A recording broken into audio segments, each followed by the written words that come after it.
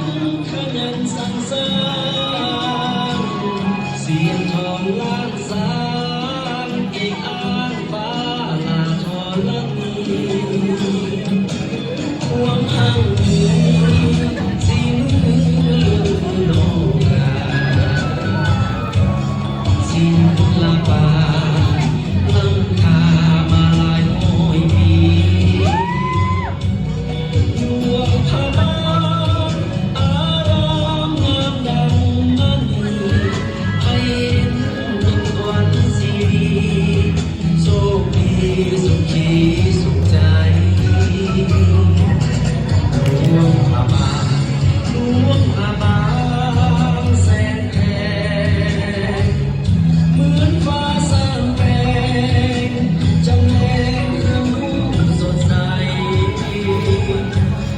นางสังขารตำนานบนทางฝังใจงามล้ำงามเลิศปีไลประจุกายให้เห็นทั่วหน้าดวงพระบานดวงพระบานสมการปีไลเกณฑ์นางสังขารเลิศฟ้า เพื่อสโลมที่ก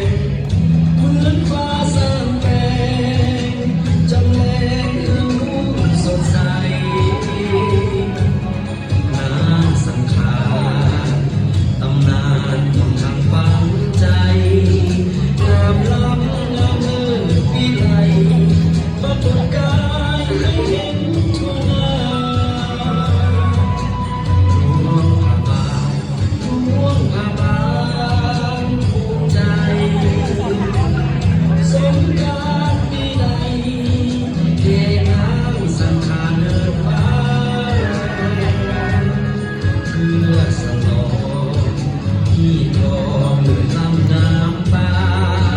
เขียนอยู่พักสุธานางฟ้าสังขารเงียบ